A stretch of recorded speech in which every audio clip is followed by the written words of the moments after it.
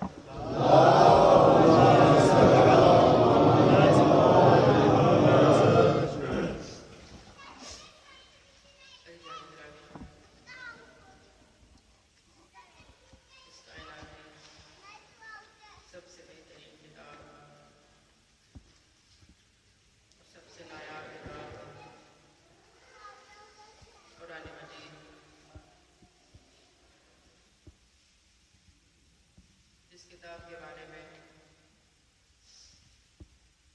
ایران کی ایک بہت بڑی شخصیت آقا محسن قرادی وہ ارشاد فرماتے ہیں کہ یہ جو مقدس کتاب ہے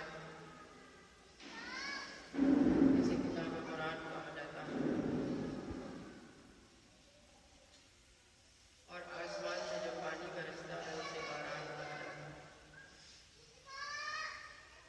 وہ کہتے ہیں آسمان سے جو پانی برستا ہے اس میں اور اس قرآن میں بڑی مناسبت پائی جاتی ہے۔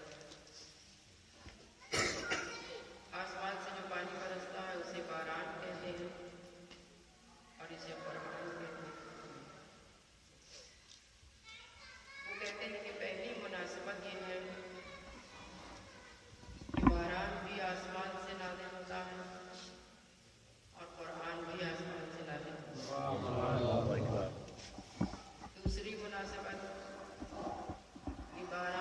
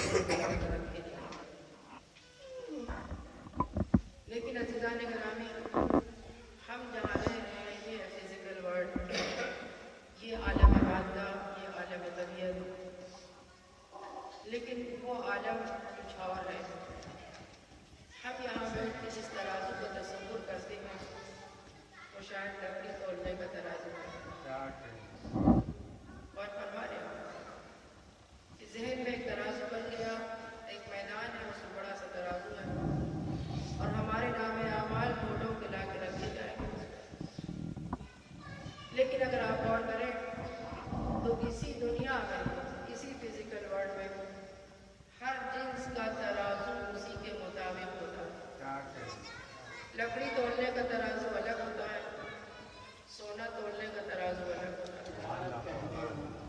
लकड़ी तोड़ने के तराजू पे अगर आप सोने की अंगूठी तोड़ने की कोशिश करें तो वो हरकत भी न करेगा, और अगर आप सोना तोड़ने के तराजू पे लकड़ी तोड़ने की कोशिश करें तो वो तराजू ही दम तोड़ देगा।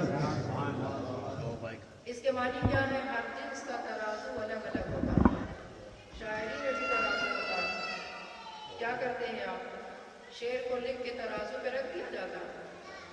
नहीं, उसका तराजू मौजू और ना मौजू, वहाँ लफ्जों को लफ्जों से तोला जाता है। इसके मानी वहाँ लफ्जों का तराजू होता है।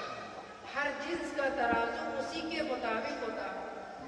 तो अब जब रोज़े क़यामत हमारे नाम अमाल को तोला जाएगा तो हमें कैसे तराजू की ज़रूरत पड़ेगी? दो चीज़ें हैं। एक तो ये कि किसी चीज़ का नक्स कब ज़ाहिर होता है, और एक ये कि हर जिन्स का तराजू उसी के मुताबिक होता है।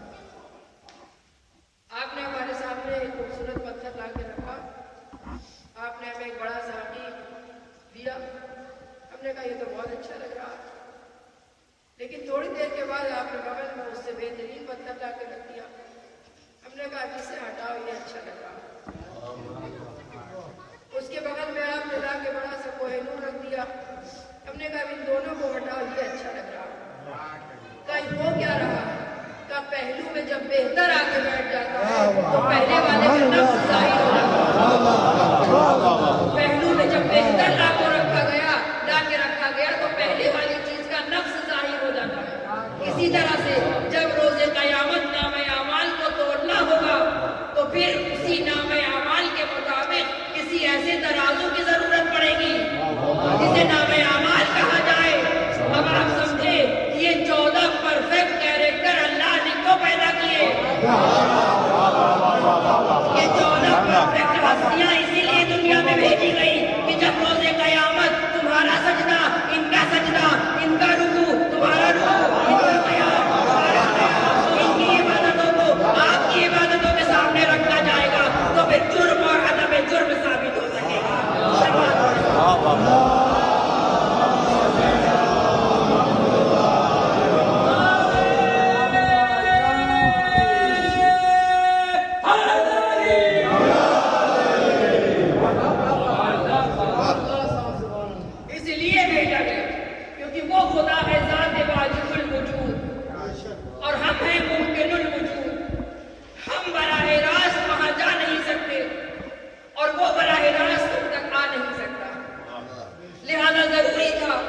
दरमियान में कुछ ऐसे कैरेक्टर्स तैयार किए जाएं कि जिनका राबता वहां से भी मिलता हो, यहाँ से भी मिलता हो,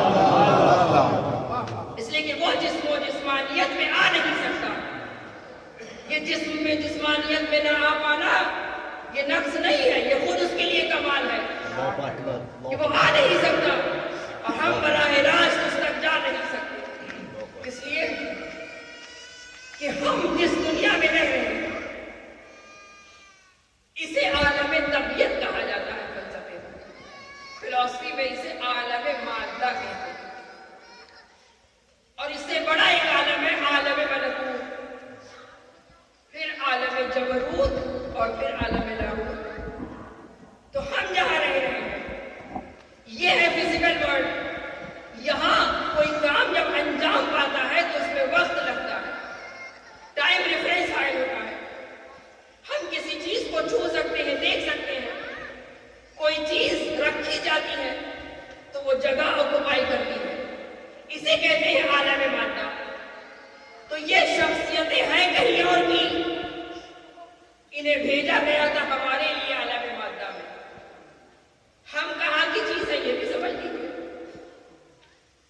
हमारा जो जिस्म है ये फिजिकल जिस्म इंसानी, ये इस आलम मादा की चीज है जहां हम रह रहे हैं। और इसीलिए आयतुल्लाह शहीद मुताहरी कहते हैं कि क्यों ऐसा होता है कि इस दुनिया में रह के सब अपने हैं, लेकिन कभी कभी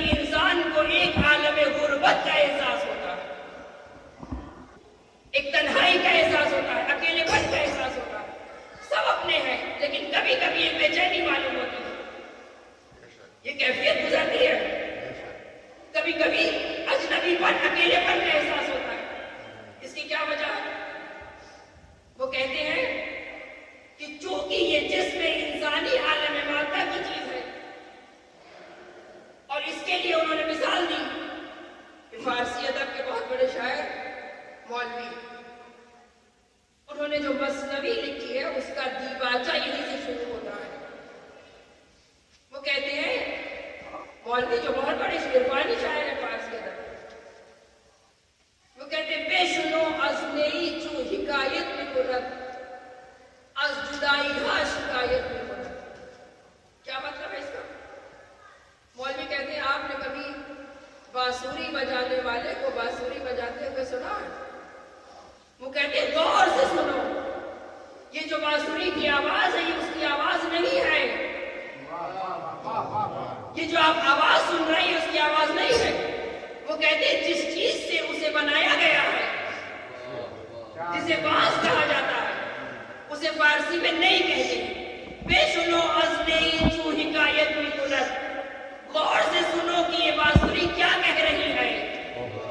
وہ کہتے ہیں کہ جہاں یہ اگتی ہے، اس کی جہاں جھاڑیاں ہوتی ہیں، چونکہ ان جھاڑیوں سے اسے جدا کر کے تم انسانوں کی دنیا میں لا کے رکھ دیا گیا ہے، لہذا یہ نئی کبھی کبھی اپنی اصل سے جدائی پر گریہ کر رہی ہے، یہ اس کی آواز نہیں ہے، یہ اپنی اصل سے جدائی پر گریہ کر رہی ہے، اسی لیے یہ بے چین ہو جاتی ہے۔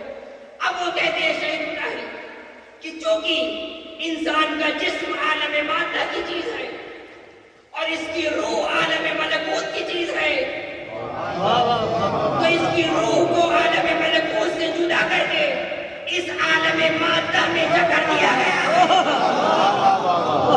لہذا کبھی کبھی اس کی روح اپنی اصل کی طرف متصل ہونے کے لیے بے چین رہتی ہے۔ اب آپ سمجھے کہ جب آپ مصلی پہ آتے ہیں، پورے خلوص کے ساتھ جب نماز ادا کرتے ہیں تو سکون کیوں حاصل ہوتا ہے؟ اگر سکون نہ حاصل ہو تو سمجھ لو کہ صرف اٹھا بیٹھک تو ہو گئی ہے، لیکن جب پورے خلوص کے ساتھ آپ نے نماز ادا کی تو سکون کیوں حاصل ہوا؟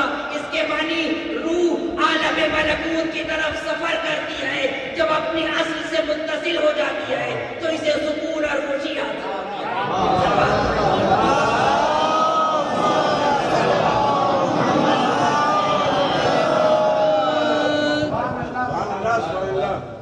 تو یہ شخصیتیں ہمیں اس رب تک لے جانے کے لیے آئی۔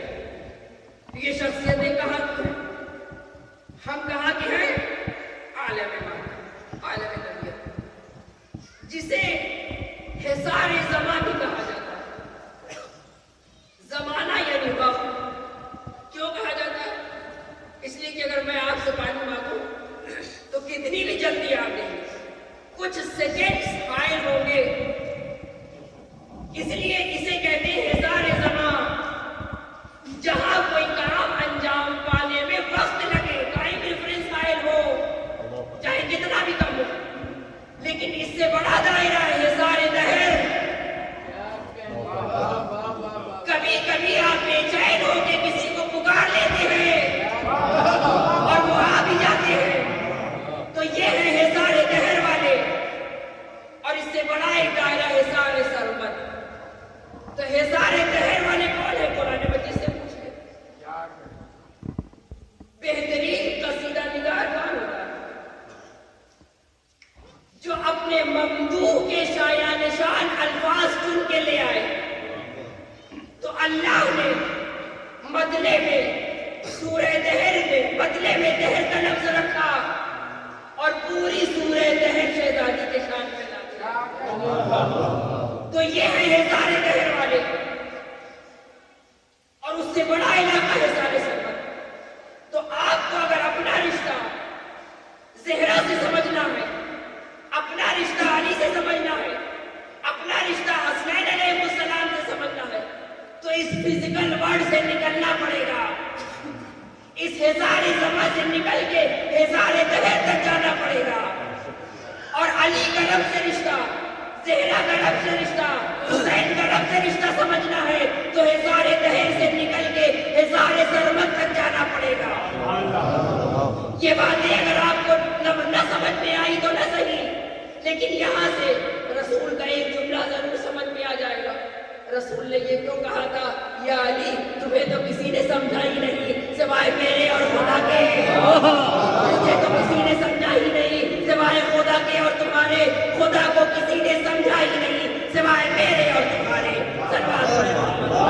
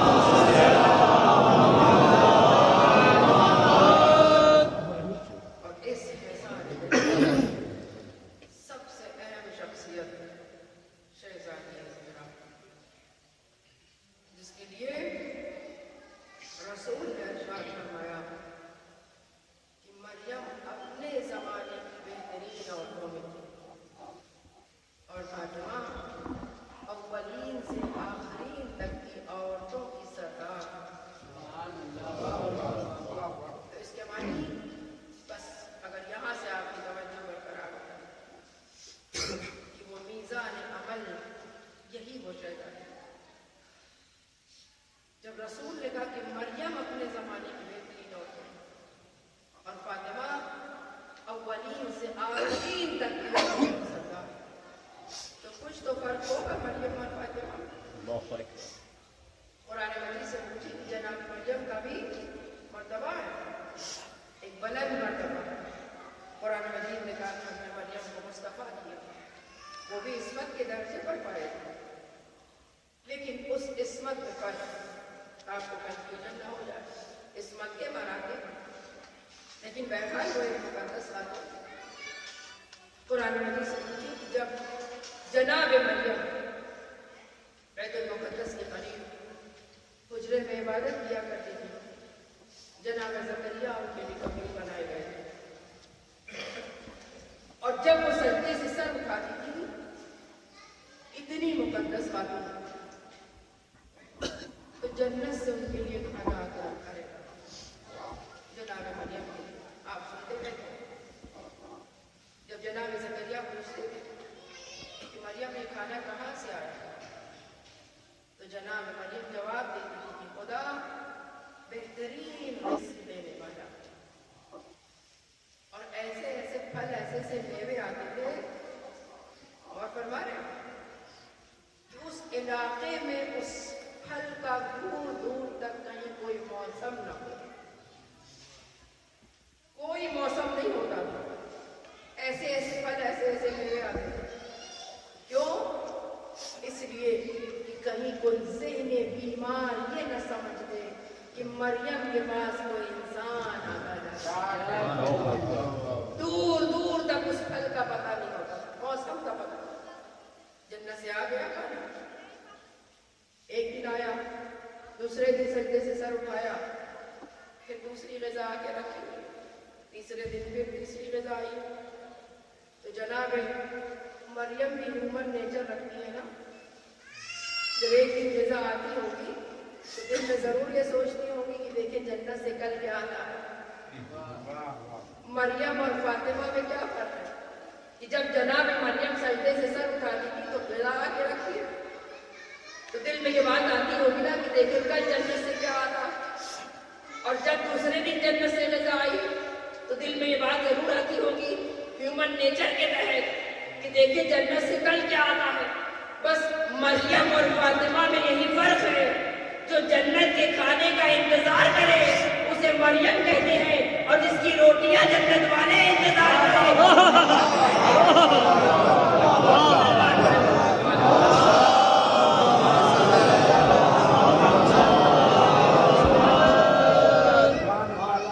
اور جب جناب مریم اس عمر میں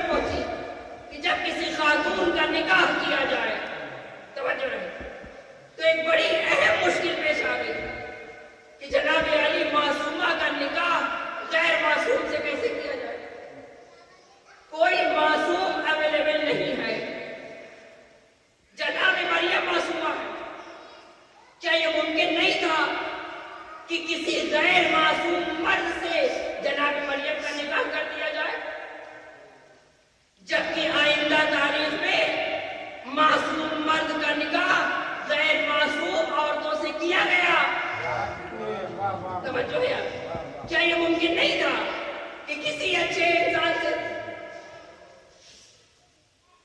جناب مریم کا نکاح کر دیا جاتا؟ کیوں نہیں کیا گیا؟ اس لیے کہ یہ قانون عصمت یہ ہے کہ معصومہ کا نکاح غیر معصوم مرد سے نہیں ہو سکتا. کیوں؟ اس لیے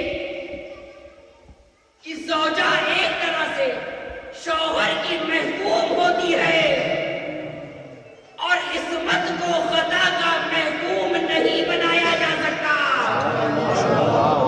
لہذا اللہ نے قانون عصمت قائم کیا کہ معصومہ کا نکاح غیر معصوم مرد سے نہ کیا جائے.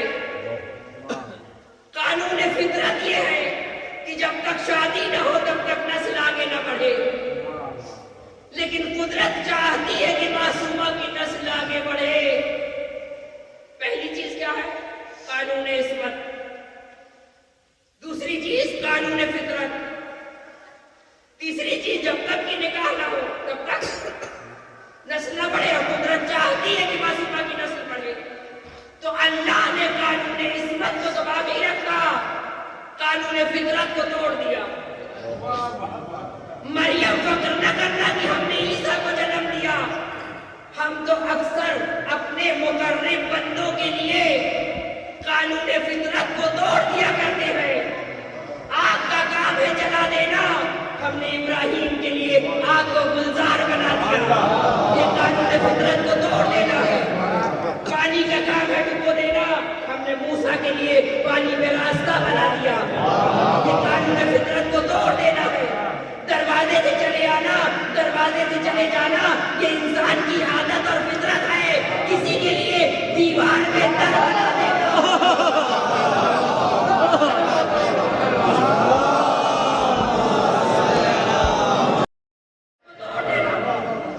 اچھا، یہی مسئلہ وہاں بھی پیش آیا جب شہزادی کی شادی کی بات چلی. بڑے بڑوں نے رشتہ دیا، لیکن رسول نے سب کو ایک ہی جواب دیا شہزادی کے رشتے میں. رسول نے کہا مجھے اختیار نہیں. غور فرمائے، رسول کی زبان سے یہ جملہ تعجب خیز نہیں لگتا. چاند کے دو ٹکڑے کرنے کا اختیار ہے، سنگریزوں سے کلمہ پڑھوانے کا اختیار ہے.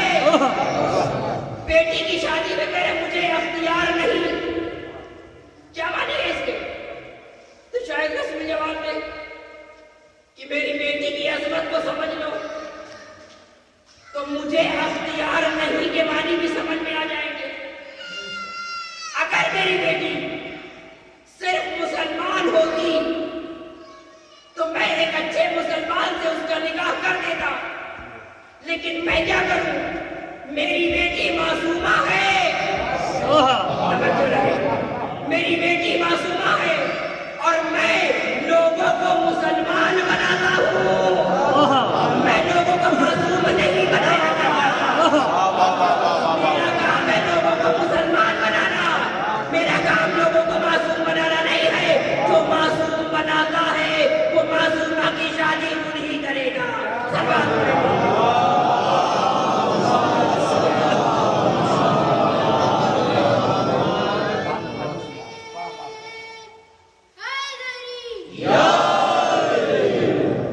ہر ایک آج یہی چاہتا کہ میری بیٹی کی شادی بھی بڑے گھر ہو. یہ خواہش کوئی بری تو نہیں ہے. غور فرمایا، کیا رسول کی یہ چاہت نہ تھی کہ میری بیٹی بھی بڑے گھر جائے؟ تو کائنات میں نبی کے گھر سے بڑا گھر ہو نہیں سکتا. تو اللہ نے اچھا انتظام کیا. میرے نبی گھبرانا نہیں، نبی کے گھر کی بیٹی ہوگی، خدا کے گھر کا بیٹا ہوگا.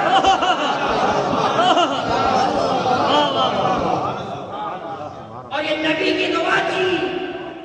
نبی کی دعا تھی، اے پروردگار رب ادخلنی مدخل صدق واخرجنی مخرج صدق واجعل لي من لدنك سلطانا نصيرا.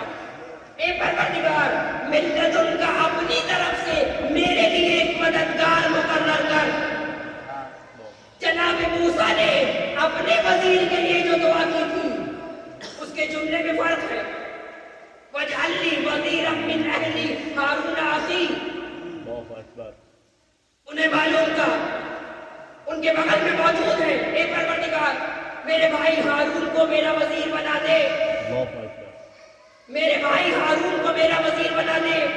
سمجھ میں نہیں آتا, جب جناب موسیٰ کو معلوم ہے کہ وزیر ہی کو بنانا ہے تو خود کیوں نہیں بنا لیتے؟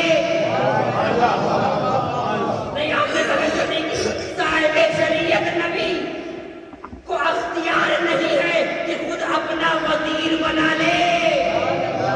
تو یہ کیسے ممکن تھا کہ اتنے اہم مسئلے کو نبی خطا کاروں کے اجماع کے حوالے کر جاتے؟ نبی نے دعا کی تھی, پروردگار من لدن کا, اپنی طرف سے. جناب موسیٰ نے کیا کہا؟ میرے اہل سے ہے, وزیر بنا نہیں ہے. نبی نے کیا کہا؟ من لدن کا, اپنی طرف سے.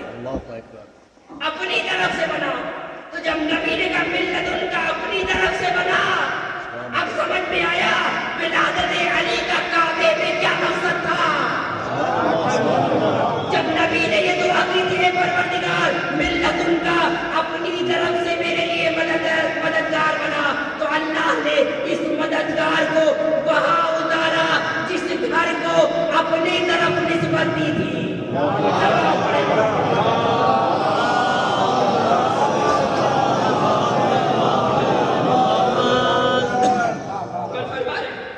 اور بہت سی نشانیاں آج بھی موجود ہے کھانے کا وقت. وہاں جائے اور آپ دیکھیں, میں نے کل کی مجلس میں بیان کیا تھا, ان باتوں کو نہیں دہرانا, لیکن یہ وہ دو ذات ہے کامن جس کی حسد کی بنا پر کربلا رونما ہو گیا, علی اور شہزادی فاطمہ. میں نے اپنے کانوں سے سنا, تقریر کی جا رہی کہ جناب علی آپ اپنی مجلسوں میں فلاں زوجہ کا ذکر کریں, تب ہم کہیں جا کے شہزادی کا ذکر کریں گے. ٹھیک ہے, کس سے کس کا مقابلہ, کس سے کس کا مقابلہ کیا جائے. توجہ رہے, نبی نے علی سے کہا یا علی سلم کا سلمی, تمہاری سلم میری سلم ہے. یا علی حرب کا حربی, تمہاری جنگ میری جنگ ہے. تو اس نبی کے جملے کو, نبی کے اس جملے کو اگر فاعل کی طرف نسبت دی جائے تو معنی یہ ہوں گے یا علی تم نے جس کے ساتھ جنگ کی گویا میں نے اس کے ساتھ جنگ کی.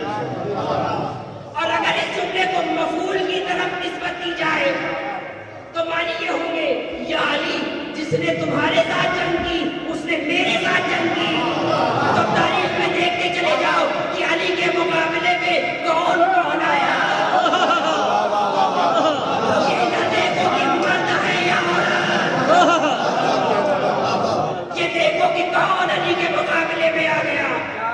جس نے علی سے جنگ کی اس نے نبی سے جنگ کی. تو ایک طرف تو وہ ہے جو نبی اور علی سے جنگ کرنے آ جائے, اور ایک طرف وہ ہے کہ وہ شہزادی آ جائے تو اشرف الانبیاء احترام کے لیے کھڑے ہو جاتے ہیں. صلوات پڑھیں.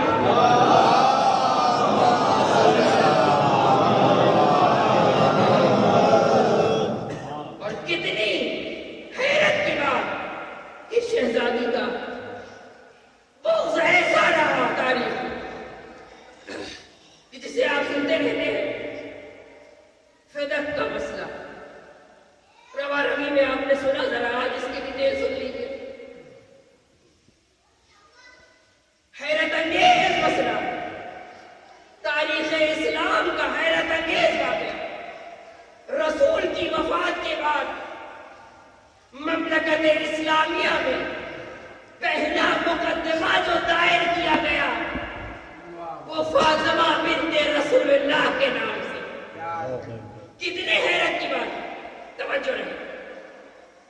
پیش کیا شہزادی نے فدق کے مسئلے میں, اور شہزادی کی طرف سے جو کیس داخل کیا گیا اس کے جملے سن کے کتنی بڑی جرت کی بات ہے. شہزادی سے اتنی دیر مکالمہ کیسے کیا,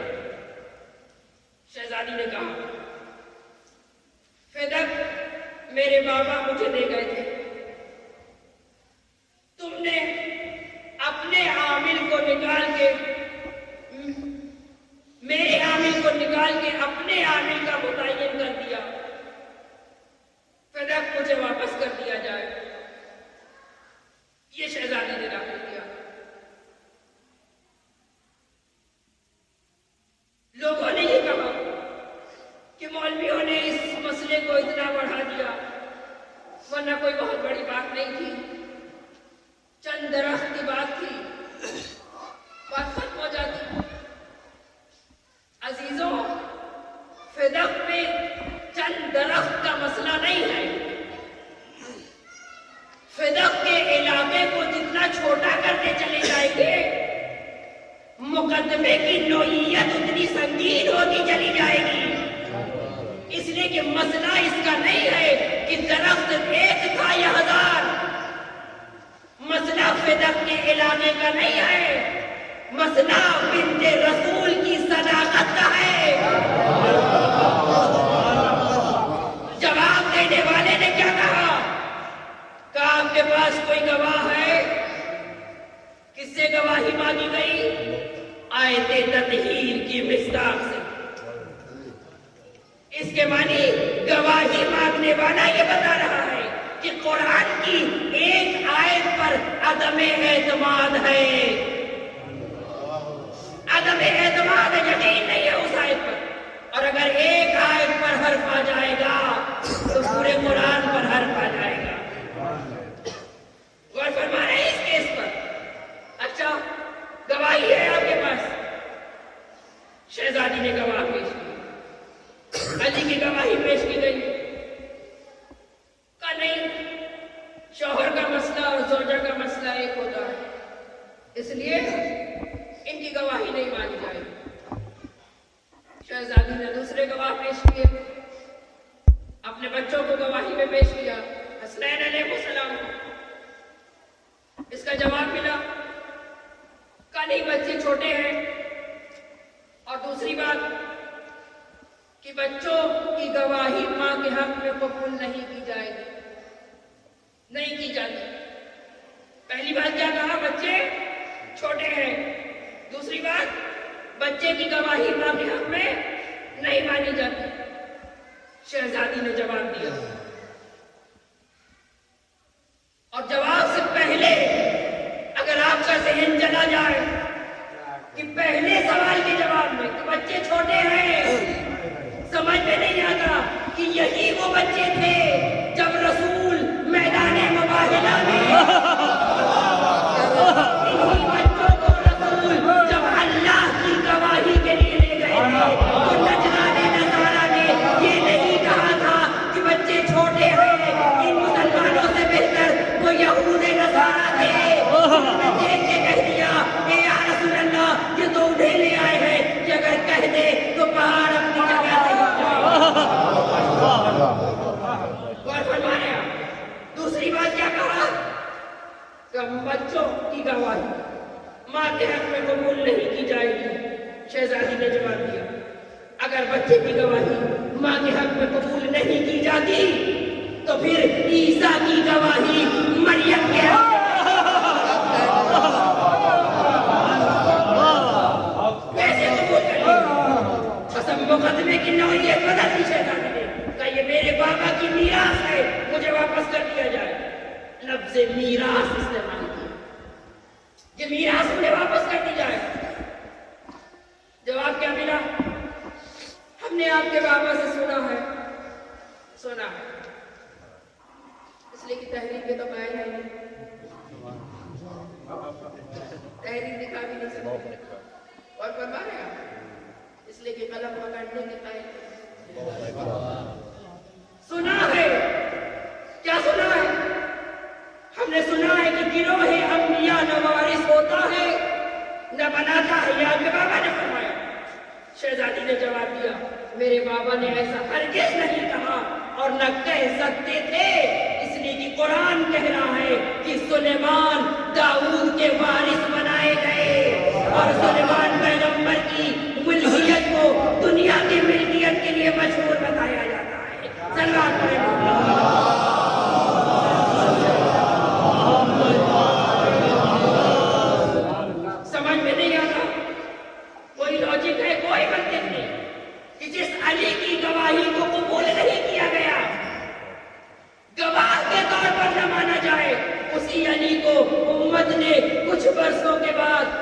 کے رسالت میں بنا خلیفہ قبول کیسے کر لیا؟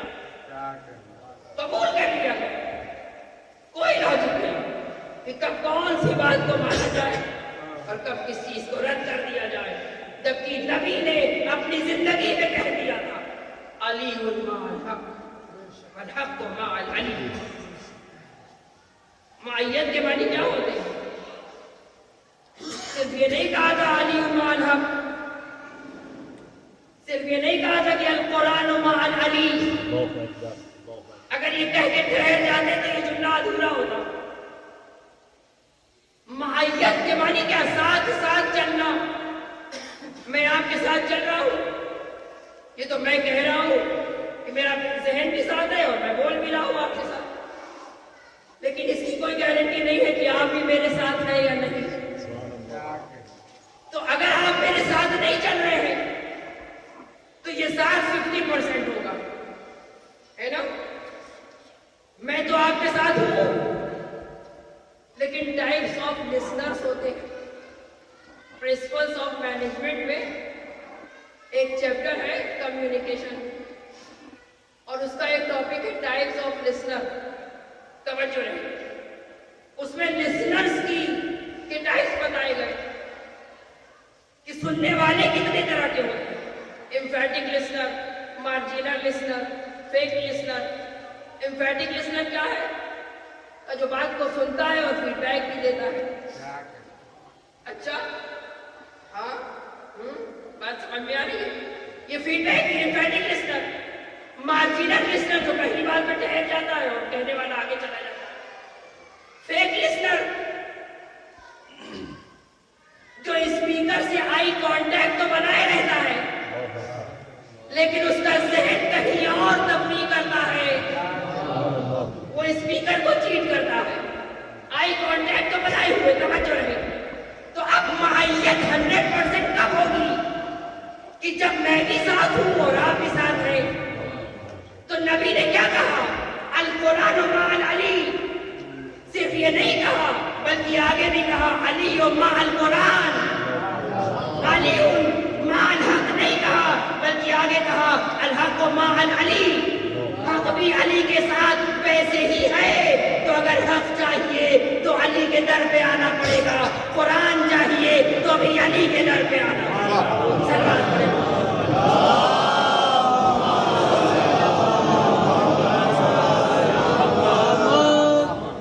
بس آخری مرحلے میں جس کے لیے اس حق کے بیان کے لیے عیسائی رائٹر لیبنان کا، اسے جارج جرزاق کے نام سے جانا جاتا ہے، انہوں نے ایک کتاب لکھی ہے صوت العدالت الانسانیہ۔ اس میں لکھتے ہیں وہ کہ امام علی علیہ السلام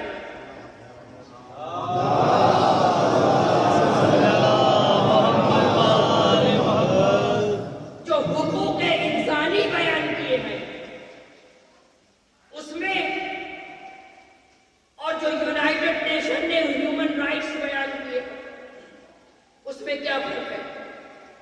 چارٹر آف ہیومن ایکٹ جو بیان کیا گیا یونائیٹڈ نیشن کی طرف سے، اس میں اور امام نے جو حقوق انسانی بیان کیے اس میں 4 بنیادی فرق ہے۔ پہلا فرق وہ یہی کہا کہ امام نے اس کو 1400 برس پہلے بیان کیا اور ان لوگوں نے اسے 14 برس بعد بیان کیا۔ دوسرا فرق وہ کہتے ہیں انہوں نے دنیا بھر کی ذہانتوں کو اکٹھا کر کے کچھ لکھا اور امام نے تنہا بیان کیا، تنہا اسے بیان کیا۔ دوسرا فرق۔ تیسرا فرق، انہوں نے دنیا کو اکٹھا کر کے کچھ لکھا، امام نے تنہا لکھا، زیادہ لکھا۔ چوتھا اور سب سے اہم فرق کہ انہوں نے ہیومن رائٹس کو خود ہی بیان کیا اور خود ہی حقوق انسانی کو پامال کر دیا، مگر علی نے خود کو پامال ہو جانے دیا، مگر کبھی بھی کسی کو حقوق کو پامال نہ ہوا۔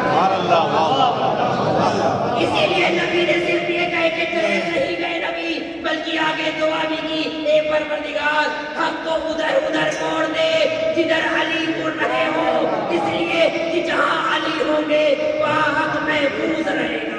صلوات پڑھیں محمد.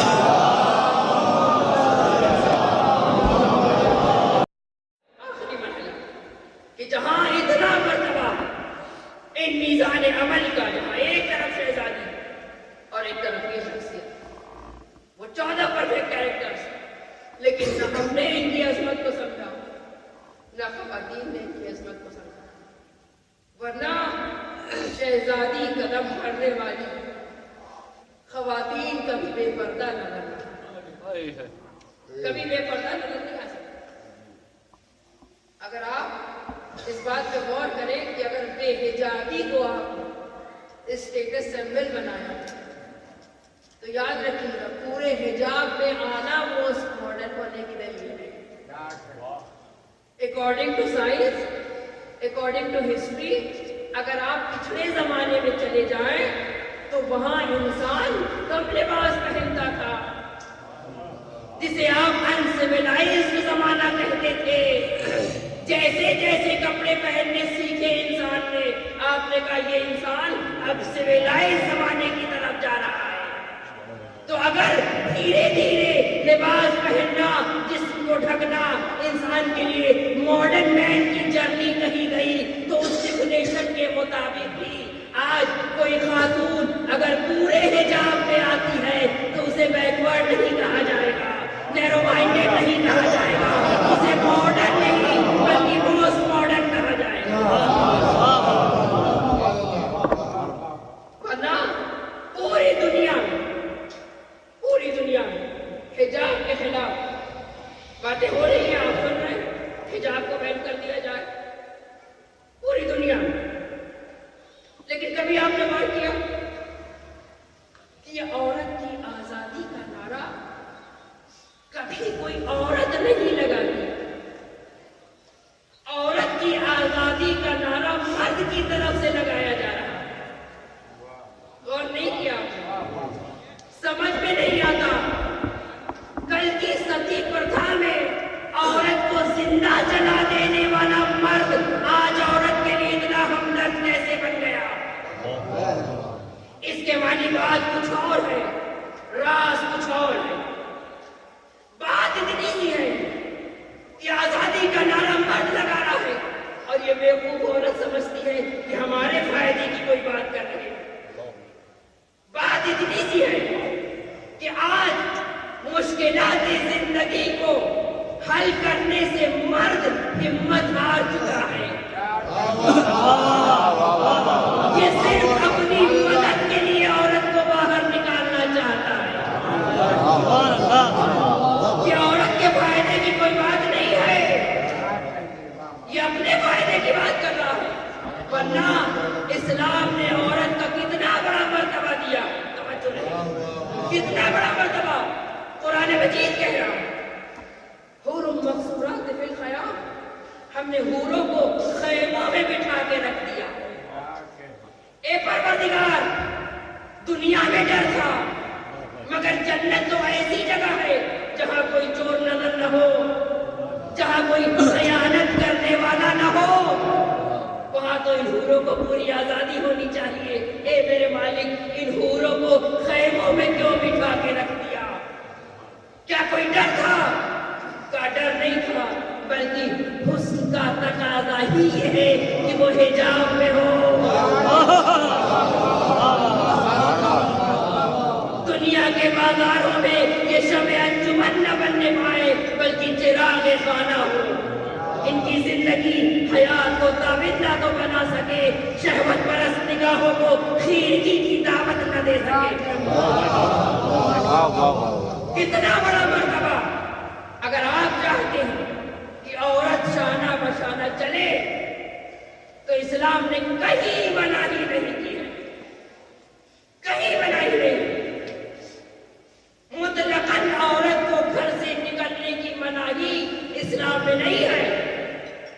اگر مطلقاً گھر سے باہر نکلنے کی مناہی ہوتی عورت کے لیے تو پھر حج کا حکم صرف مرد پر واجب ہوگا.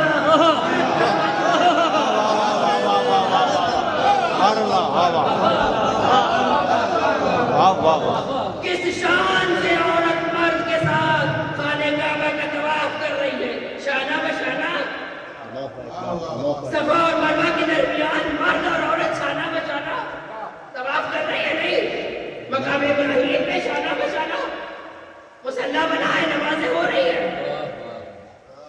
इसके माने इस्लाम ने मुतलकन मनाही नहीं की औरत को घर से निकलने के लिए।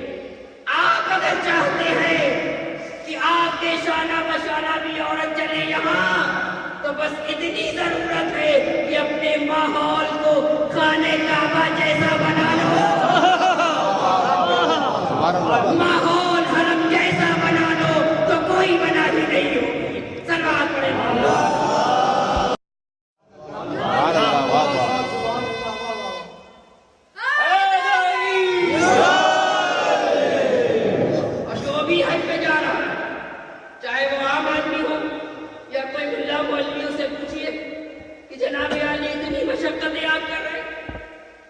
जन्नत चाहिए।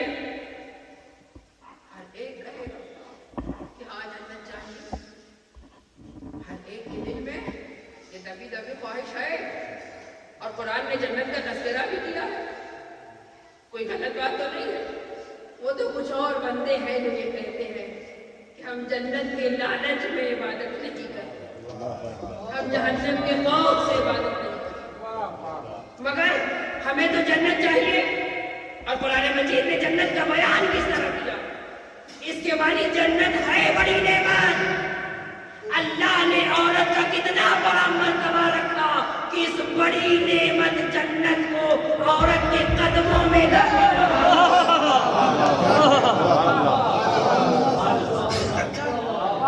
कदमों में ला के रख दिया कि जन्नत को तलाश रहे हो तो इधर उधर न भटको, अपनी माँ की खिदमत में लग जाओ, माँ की खिदमत में लग जाओ। माँ को छोड़ के, हिकारत की नजरों से घर में छोड़ के और कहीं चले गए जन्नत तलाशने, तो मुमकिन नहीं है कि जन्नत मिल जाए, मुमकिन नहीं। बड़ी नेमत को कदमों में डाल दिया। बस मजलिस तमाम, रब के मसाइब यही से बात तमाम। जन्नत तो कदमों में डाल दी, मगर औरत को जिहाद का शरफ नहीं बख्शा। एक शरफ से क्यों महरूम रखा? अल्लाह ने जिहाद से बड़ी जिम्मेदारी औरत पर आई। मर्द का काम है जिहाद में जाना, औरत का काम है मुजाहिद बनाना। शीरे ज़हरा न होगा तो हुसैन जैसा मुजाहिद कैसे पैदा होगा? तरबियत ज़ैनब न होगी तो औन मोहम्मद जैसे बहादुर कैसे पैदा होगा? लिहाजा जिहाद से बड़ी जिम्मेदारी आई। कैसी कैसी माएँ हैं जिन्होंने किस अंदाज में तरबियत की। मैदान करबला में आके देखी कि माँ बच्चों से पूछ रही, क्या माँ से किया हुआ वादा भूल गए? क्या तलवारों की झनकारों से डर गए? आना मोहम्मद जवाब देते, माँ बाप की तरबियत करता। उधर कासिम मौत की लज्जत बता है, किस तरीके से माँ ने तरबियत की। और एक बेटा इसके बाप ने जब तरबियत की होगी, इसे सैयद सज्जाद क्या उसकी शहादत की कि उस बेटे ने अपने आप को के दरमियान से कैसे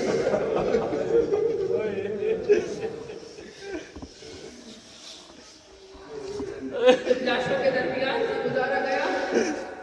तो सैयद सज्जाद कहते हैं कि मैंने देखा कि मेरी फूफी अम्मा ने अपने आप को नापे से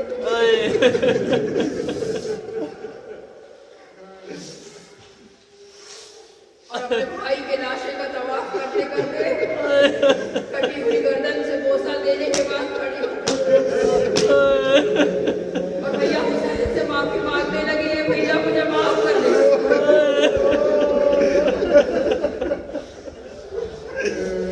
किस बात की माफी मांग रही? सैयद सज्जाद, अरे एक बार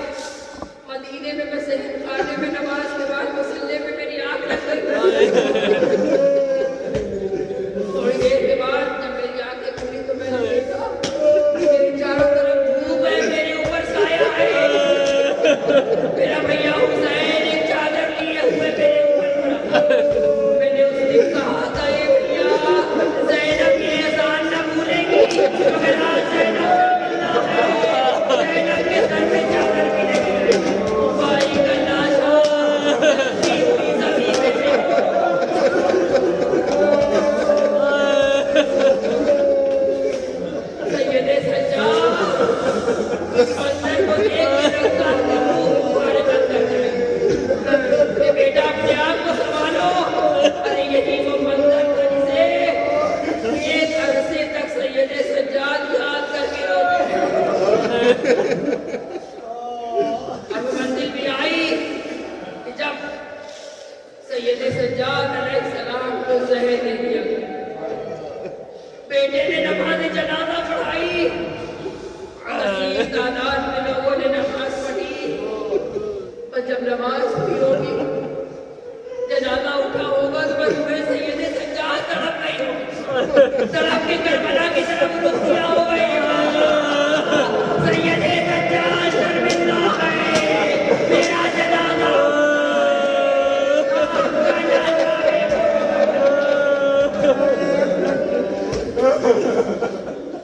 बस मैं मजलिस को यही जवाब कर देता, मगर गुफ्तगू का जो रब्त था मैंने माँ की जबान माँ मदीने में मौजूद जब यही लुटा हुआ काफिला सैयदे सज्जाद के हाथों में हथकड़ियाँ पाँव में बेड़ियाँ जब वापस मदीना पहुंचे, काफिला वापस मदीना पहुंचा, ऐलान कर दिया कि अला कुतल हुसैन। लोग इकट्ठा होने लगे, काफिला लुटा हुआ नस्ब कर दिया गया और लोग इकट्ठा है। एक बयान करने वाला खड़ा हो गया, वाक़ियात करबला अपना मालूम कितनी देर में बस होगा। एक माँ जो मदीने में मौजूद है जिसका नाम उम्मुल बनीन, अरे इसने अपने बेटे की तरबियत कैसे अंदाज में की होगी। ये बेटा कभी अपने भाई को भाई न कहे, आका कह के पुकारते रहे तो काफिला नस्ब है, पर्दे और चादर में नेहा होगी जनाब उम्मुल बनीन एक गोशे में आके बैठ गई। पर जब वाक़यात बयान किए जा रहे हैं बस उम्मुल बनीन से अब रहा न गया, बेचैन होके खड़ी हो गई और कहती है गोशे से खड़ी हुई, कहती है शख्स ये बता दे मेरा हुसैन अब्बास को नहीं पूछा, जनाब अब्बास को नहीं पूछा, एक शख्स से बता मेरा हुसैन जिंदा है कि नहीं। अरे ये कौन है? ये बेटा अली इब्न अबी तालिब। अब्बास की माँ, उस शख्स ने सोचा कि वो अब्बास के भाइयों का नाम ले लूं, शायद इनके ऊपर असर हो जाए। क्या पूछती है? अब्दुल्ला के बारे में, अब्दुल्ला कद हो गए। जनाब उम्मुल बनीन ने बेरुखी से जवाब दे दिया, मैंने अब्दुल्ला को तो नहीं पूछा। तो दूसरे भाई का नाम लिया, तीसरे भाई का नाम लिया, वो जनाब अब्बास का नाम नहीं लिया। बस उम्मुल बनीन ने जलाल के साथ कहा, मैंने अब्बास को तो नहीं पूछा, जल्दी से बता मेरे सैयदा का नाम। बीवी क्या पूछती है? हुसैन 3 दिन में भूखे प्यासे करबला में ज़िबा कर दिए गए। जनाब हुसैन में करबला से सदाए बलंद। बस वहाँ से उठी, वाह हुसैना, जन्नतुल बकी की तरफ रवाना।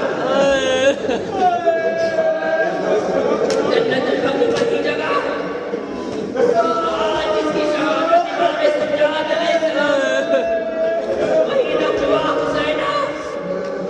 और जन्नतुल बकी में उम्मुल बनीन का 2 बरसिया होता। बस मजलिस तमाम, आखिरी जुमले में बस 2 बरसिया। एक बरसिया तो ये था, ए लोगों अब मुझे उम्मुल बनीन ना कहा।